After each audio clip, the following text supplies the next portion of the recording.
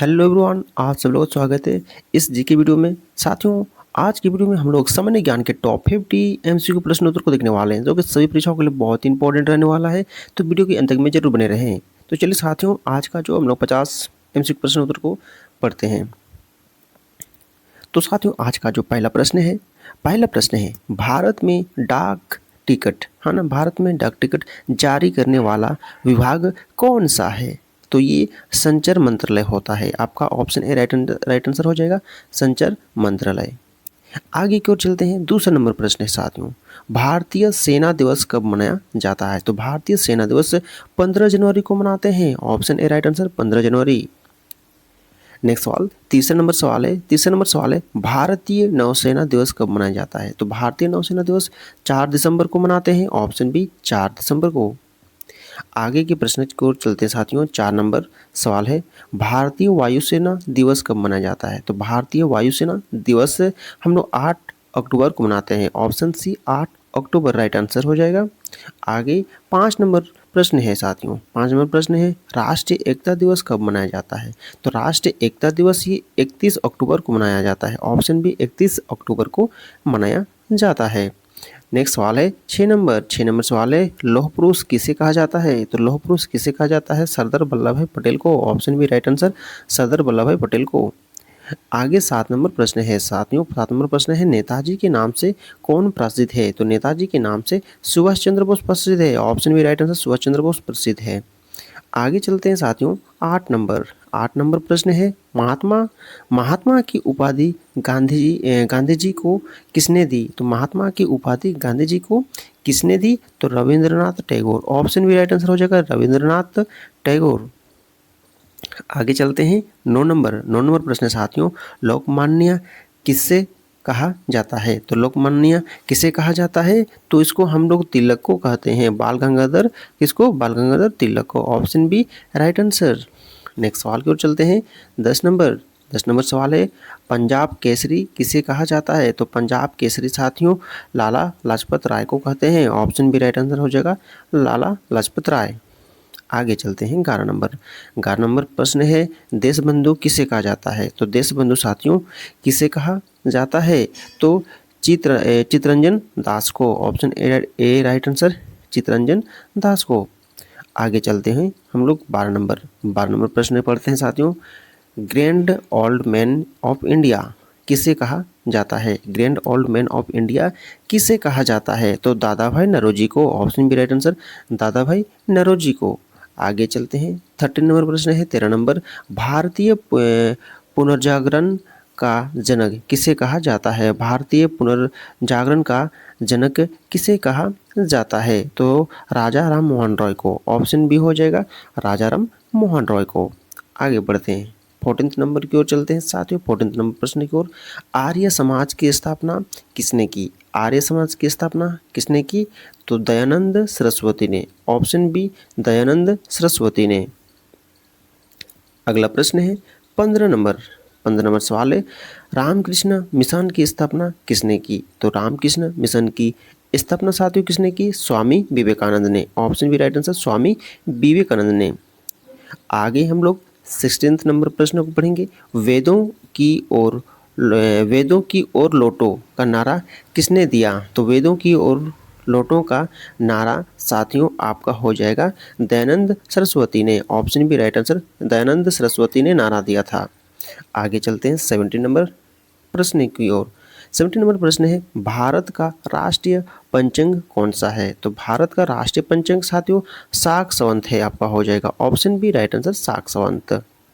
आगे 18 नंबर प्रश्न चलते हैं। एक 18 नंबर प्रश्न है भारतीय राष्ट्रीय ध्वज के मध्यम में कौन सा चक्र है? तो भारतीय राष्ट्रीय ध्वज के मध्य में जो है ना, बीच में कौन सा चक्र है आपका?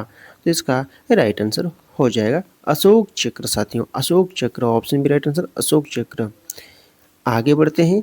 19 नंबर अशोक चक्र में कितनी तीलियां होती है ना? अशोक चक्र में कितनी तीलियां होती है? तो 24। ऑप्शन सी हो जाएगा 24, 24। आगे 20 नंबर प्रश्न है, भारत का राष्ट्रीय प्रतीक कहाँ से लिया गया है? तो भारत का राष्ट्रीय प्रतीक कहाँ से लिया गया है? तो सरनाथ के अशोक स्तंभ से, सरनाथ के अशोक स्तंभ से। ऑप्शन बी राइट आंसर हो जाएगा।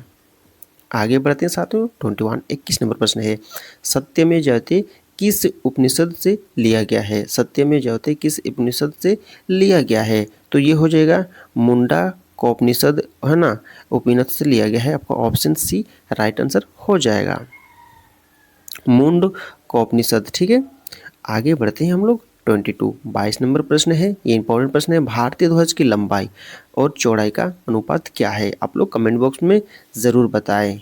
तो भारतीय ध्वज की लंबाई और चौड़ाई का अनुपात क्या है साथियों? तो 3:2 हो जाएगा। ऑप्शन भी राइट आंसर हो जाएगा, 3:2। आगे हम लोग 23 यानी 23 नंबर प्रश्न को पढ़ेंगे। भारत में सबसे पहले सूर्य किस राज्य में उगता है? तो सबसे पहले किस राज्य में सूर्य उगता है साथियों? तो अरुणाचल प्रदेश हो जाएगा। Option B right answer, Arunachal Pradesh. आगे बढ़ते हैं 24 नंबर 24, भारत का पूर्व छोर कौन सा है? तो भारत का पूर्वी छोर जो है ना, कौन सा है? तो डोंग हो जाएगा। Option C Dong. आगे बढ़ते हैं 25 नंबर की ओर। 25 नंबर सवाल है साथियों, भारत का दक्षिणतम बिंदु कौन सा है? तो भारत का दक्षिणतम बिंदु हो जाएगा आपका इंदिरा पॉइंट हो जाएगा। Option B Indira point. आगे बढ़ते हैं 26 प्रश्न है, भारत का उच्चतम बिंदु कौन सा है? भारत का उत्तरीतम, ठीक है, भारत का उत्तरीतम बिंदु कौन सा है? तो उत्तरीतम बिंदु आपका हो जाएगा इंदिरा कॉल हो जाएगा इसमें। Option A Indira call. Next सवाल की ओर चलते हैं 27 नंबर, भारत का पश्चिमी छोर किस राज्य में है? भारत का पश्चिमी छोर जो है ना, किस राज्य में है? तो ये गुजरात राज्य में है। आपका ऑप्शन भी गुजरात राज्य में। आगे बढ़ते हैं साथियों 28 नंबर प्रश्न को चलते हैं, भारत का मानक, है ना, भारत का मानक समय किस स्थान से लिया गया है? भारत का मानक समय जो है ना, किस स्थान से लिया गया है? तो मिर्ज़ापुर से लिया गया है। ऑप्शन सी हो जाएगा मिर्ज़ापुर। आगे बढ़ते हैं साथियों 29 नंबर 29, भारतीय मानक समय किस देशांतर पर आधारित है? भारतीय मानक समय किस देशांतर पर आधारित है? तो ये हो जाएगा 82 डिग्री और 30 मिनट्स पूर्व। ऑप्शन ए राइट आंसर हो जाएगा। आगे बढ़ते हैं हम लोग 30 नंबर प्रश्न, कर्क रेखा भारत के कितने राज्यों से गुजरती है? साथियों आप लोग कमेंट बॉक्स में ज़रूर बताएं, कर्क रेखा भारत के कितने राज्यों से गुजरती है? तो इसका राइट आंसर क्या हो जाएगा? 8 राज्य से। ऑप्शन सी राइट आंसर हो जाएगा, 8 राज्य से। आगे है 31 प्रश्न है, भारत का सबसे अधिक वन क्षेत्र, है ना, भारत का सबसे अधिक वन क्षेत्र वाला राज्य कौन सा है? तो वन क्षेत्र वाला राज्य कौन सा है? तो मध्य प्रदेश हो जाएगा। Option A Madhya Pradesh. आगे बढ़ते हैं हम लोग 32 प्रश्न है, वन प्रतिशत की दृष्टि से सबसे अधिक वन क्षेत्र किस राज्य में है? तो वन प्रतिशत की दृष्टि से सबसे अधिक वन किस क्षेत्र में, है ना, किस क्षेत्र के राज्य में है आपका है हो जाएगा? इसका राइट आंसर हो जाएगा मिजोरम, है ना। Option A right answer Mizoram. आगे बढ़ते हैं 33 प्रश्न है साथियों, भारत का सबसे बड़ा कोयला उत्पादक राज्य कौन सा है? भारत का सबसे बड़ा कोयला उत्पादक राज्य तो हो जाएगा छत्तीसगढ़। ऑप्शन सी हो जाएगा छत्तीसगढ़। ठीक है साथियों, आगे बढ़ते हैं हम लोग 34 हम लोग प्रश्न पढ़ते हैं। 34 प्रश्न है, भारत का सबसे बड़ा लौह अयस्क उत्पादक कौन सा है? तो भारत का सबसे बड़ा लौह अयस्क उत्पादक राज्य साथियों हो जाएगा आपका Orissa. Option B right answer Orissa. आगे बढ़ते हैं साथियों 35 प्रश्न है, भारत का सबसे बड़ा अभ्रक उत्पादन राज्य कौन सा है? तो अभ्रक उत्पादन राज्य आपका हो जाएगा भारत का सबसे बड़ा झारखंड हो जाएगा, है ना। Option B right answer Jharkhand. आगे हम लोग 36 प्रश्न को देखेंगे, भारत का सबसे बड़ा बॉक्साइट उत्पादक राज्य कौन सा है? भारत का सबसे बड़ा बॉक्साइट उत्पादक राज्य तो ओडिशा हो जाएगा। Option A Odisha. साथियों हम लोग आगे बढ़ते हैं 37 प्रश्न की ओर चलते हैं। भारत का सबसे बड़ा सोना है ना उत्पादक राज्य कौन सा है? भारत का सबसे बड़ा सोना उत्पादक राज्य कौन सा है? तो कर्नाटक हो जाएगा, ऑप्शन ए कर्नाटक। आगे बढ़ते हैं 38 प्रश्न है 38 नंबर। भारत का सबसे बड़ा तांबा उत्पादक राज्य कौन सा है? तो तांबा उत्पादक राज्य आपका हो जाएगा Rajasthan, option A Rajasthan right answer हो जाएगा।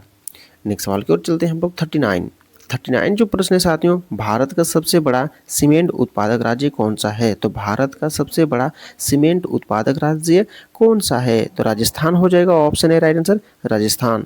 साथियों आगे बढ़ते हैं 40 नंबर प्रश्न की ओर। भारत में सबसे अधिक गेहूं उत्पादन, ठीक है, गेहूं उत्पादन किस राज्य में होती है? तो गेहूं उत्पादन साथियों आपका उत्तर प्रदेश में होता है सबसे अधिक, ऑप्शन सी उत्तर प्रदेश में। आगे बढ़ते हैं साथियों 41 जो प्रश्न है, भारत में सबसे अधिक धन उत्पादन किस राज्य में होता है? तो धन हम लोग खाना खाते हैं ना, चावल, तो किस राज्य में सबसे अधिक उत्पादन होता है? तो ये हो जाएगा पश्चिम बंगाल, ऑप्शन ए पश्चिम बंगाल।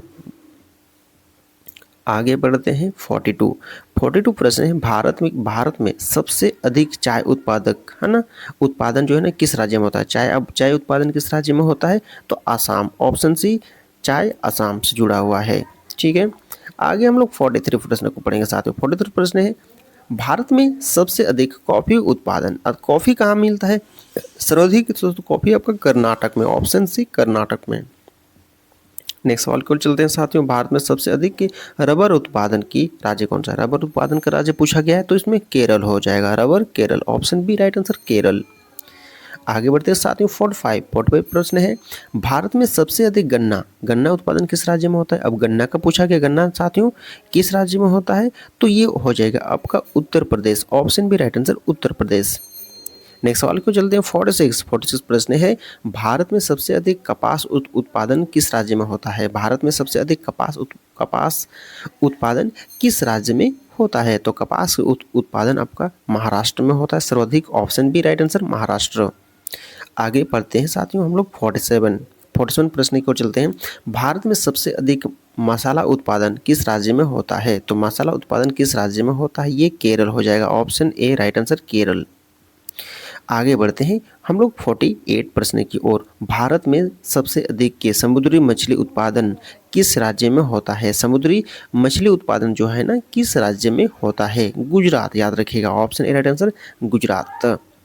आगे बढ़ते हैं हम लोग 49 प्रश्न की ओर साथियों। 49 प्रश्न है, भारत का सबसे बड़ा बंदरगाह है ना सबसे बड़ा बंदरगाह कौन सा है? तो कार्गो, इसको बोलते हैं कार्गो क्षमता है ना, भारत का सबसे बड़ा बंदरगाह कौन सा है? तो हो जाएगा कंडला, जिसको ऑप्शन ना ऑप्शन बी राइट आंसर हो जाएगा कंडला, जिसको दीनदयाल बंदरगाह कहते हैं। आगे बढ़ते हैं हम लोग 50 और आज का अंतिम नंबर प्रश्न है, ठीक है, भारत का सबसे बड़ा कंटेनर बंदरगाह कौन सा है? तो भारत का सबसे बड़ा कंटेनर बंदरगाह है ना, कंटेनर बंदरगाह कौन सा है आपका? तो हो जाएगा, इसका राइट आंसर हो जाएगा आपका JNPT, ठीक है, JNPT हो जाएगा, जो कि नवा सेवा कहते हैं इसको, ऑप्शन बी राइट आंसर हो जाएगा। तो साथियों आज का जो हम लोग का सामान्य ज्ञान से 50 MCQ प्रश्न था, आप लोग के लिए बहुत सुंदर रहा। तो आप लोग वीडियो को लाइक कीजिए, शेयर कीजिए दोस्तों के साथ, अगर चैनल से नहीं जुड़े हैं तो ज़रूर सब्सक्राइब करें चैनल को, ठीक है साथियों। तो फिर हम लोग नेक्स्ट वीडियो मिलते हैं इसी तरह के टॉपिक के लिए, तब तक के लिए टेक केयर, बाय बाय, जय हिंद, वंदे मातरम।